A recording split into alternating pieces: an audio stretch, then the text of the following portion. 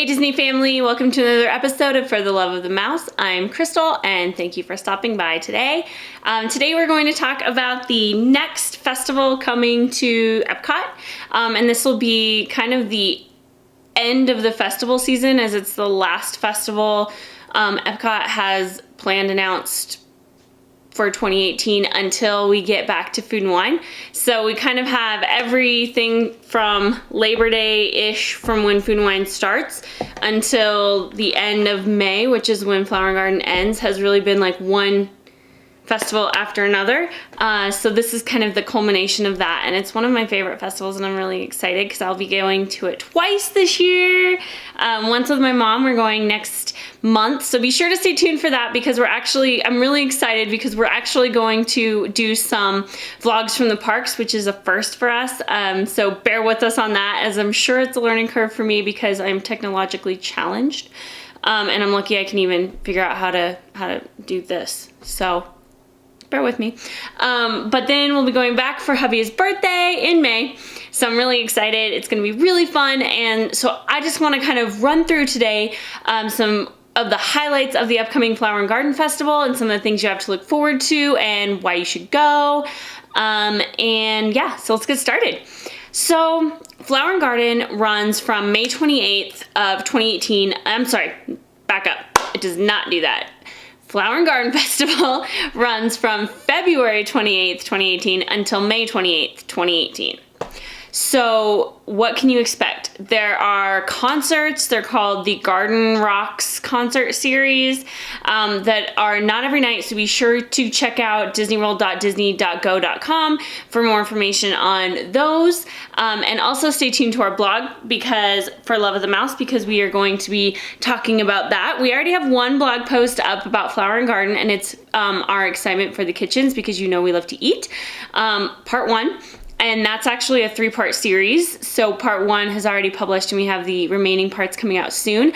And then we'll also be going over some of the other highlights of Flower and Garden Festival because it's not all about the food, but there's a lot of really good food. So we already talked about when it goes from, and you have the Garden Rock series. Make sure you check out the website to see more about that and when they're going to be playing and who's going to be playing. There's several different Rick Springfield, Foghat, so it's kind of an eclectic mix of concerts, but it's super fun. So I think it's something that everyone should check out if you have the opportunity to do so. It's a really cool thing. There are amazing topiaries all throughout Epcot and the World Showcase and not the World Showcase and all the other lands as well.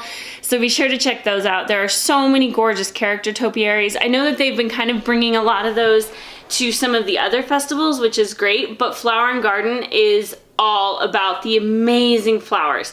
So obviously it's called Flower and Garden. So be sure to check those out because there's some really cool ones. And also, here's a hint, be sure to head over to the UK Pavilion and check out what's on over there. There's some really fun tea party type things over there. And then also be sure to head over to the Canada Pavilion and head down to Niagara Falls down there and check out something is happening up on the rooftop up there, and this is the only festival that it happens at. So be sure to check that out. It's really cool.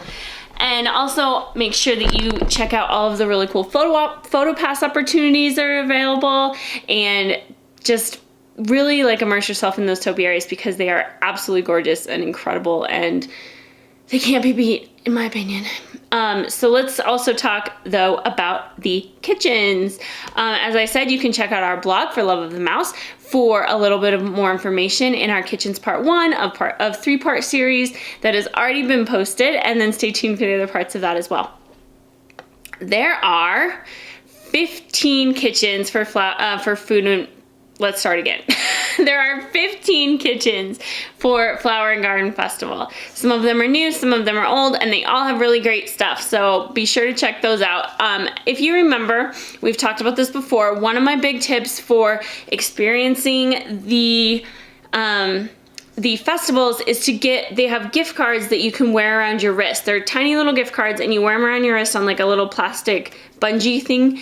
and you can just swipe, and that way you can really keep track of how much you're spending at the festivals, because it is really easy to just go from kitchen to kitchen to kitchen to kitchen, and the next thing you know, you've blown like $300. So it's a really great way and a really simple way to keep track of how much you're spending at all of those booths for any of the festivals, because they're always available. And then anything you don't spend, you can use it. It's just a regular Disney gift card, so you can use it anywhere in the parks or online, and you can use it for all sorts of great stuff in any of the parks. So be sure to check that out.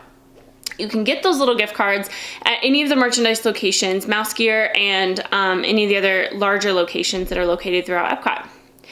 Let's start with just a couple things that are really great that I'm really looking forward to food-wise, because like I said, we love the food for this particular festival. One of the ones that I'm really looking forward to is the Honey Bistro. It's B-E-E-stro.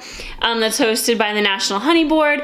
I think this is great because we have so much going on. As we know, Disney is so involved in conservation, and I think this is a really great kitchen to have, mostly because of the bee situation. We need to save the bees, so what better way to bring a little bit of attention to that than to make some really delicious food out of what the bees create, and that is the amazing honey. So at this kitchen, you have a roasted cauliflower with buckwheat honey carrot puree, a wild rice pilaf, asparagus, honey, blistered grapes, and sunflower brittle. That's going to be gluten-free and vegan. You can also check out a local wildflower honey mascarpone cheesecake with orange blossom honey ice cream garnished with fennel pollen meringue kisses. Yes, I will be eating that, possibly more than once. Another great kitchen to make sure you check out is the Berry Basket. They have some really great springtime dishes available. A lamb chop with a quinoa salad. They have a field greens with fresh strawberries and a little bit of quinoa, strawberry vinaigrette, and spiced pecans. And then they have a warm wild berry buckle with pepper berry gelato. Yes, I know, I get so excited about the desserts. You guys know me, you know I get excited about the desserts.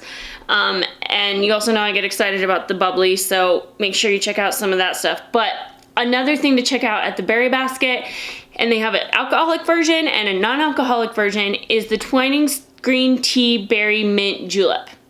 Yum. And they have, like I said, both an alcohol version and a non-alcoholic version. We're just gonna hit on, I think, one more kitchen, and let's go over to La Isla Fresca. This is going to be some Caribbean-inspired cuisine. You have a Jamaican braised beef with pigeon pea rice and micro cilantro. You have a tropical mousse cake with... Hi, Jess. She brought her Woodstock into the video. A tropical mousse cake with layers of passion fruit cake, coconut mousse, and a tropical fruit glaze with fresh pineapple. You know I will be eating this. You know I will report back. Stay tuned for that. And then also they have a couple tropical drinks and a tropical ale that's imported from Los Angeles. So many great things happening, and you can also check out all of the kitchens and all of their menus at the Disney website at disneyworld.disney.go.com and search for Flower and Garden Festival 2018, and all of that information will be there. I would love to know in the comments, are you headed to Flower and Garden Festival 2018? What are you most excited about? And what has been your favorite thing from past years? My name is Crystal. I was so thankful for you stopping by. If you like our post, be sure to subscribe down below so you can get notified whenever we post anything new.